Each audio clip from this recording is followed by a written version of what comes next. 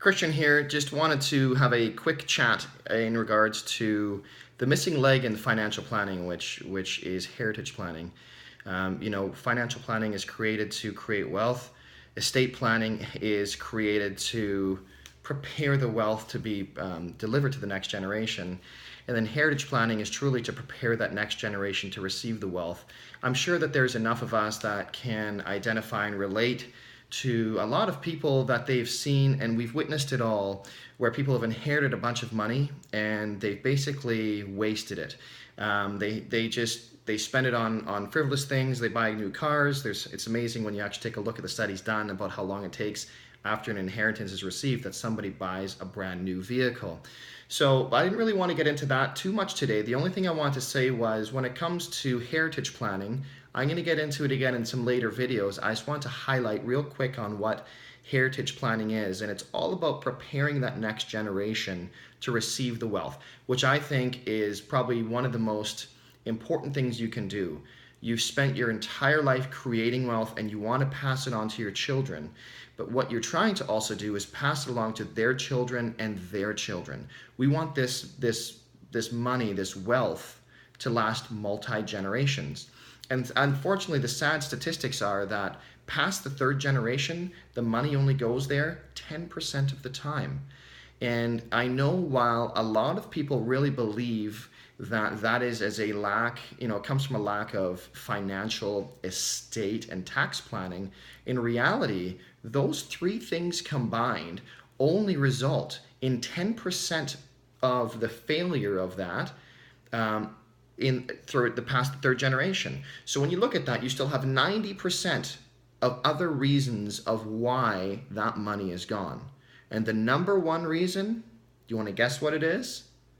Lack of communication and trust. That's what it is.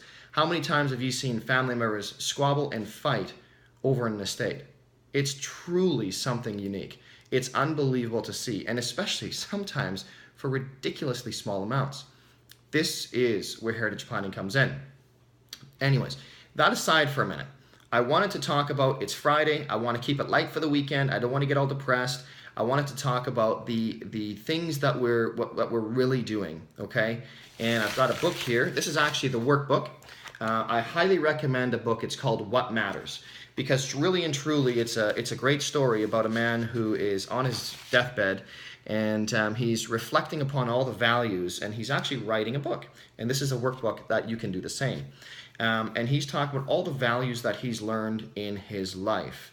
Because as a father myself, there are many lessons, even at the young age of 40, that I've learned in my life up to this point that I would want my two girls to know. So what I highly encourage you to do is get a copy of this book or contact me and I'll help you or get you a copy of this book, What Matters, and the workbook.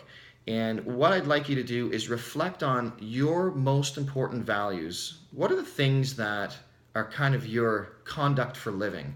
What are the things that are truly important to you? And where did you learn those values?